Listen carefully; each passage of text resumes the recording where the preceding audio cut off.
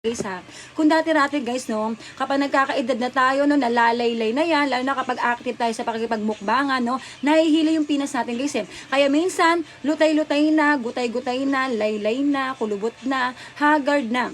Mukhang matanda na, di kayo stress na no, pagod na, pati itsura ng inyong mga pechay.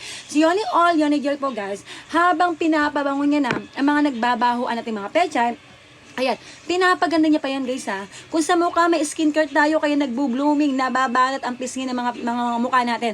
Ganon din po sa ating mga pechay guys. Kung kulubot na or laylay na po yan, no? Pagandahin nyo rin po yan guys ha. Kasi habang pinapabango niya na ang mga nagbabahuan nating mga pechay, no? Pinapaganda niya pa.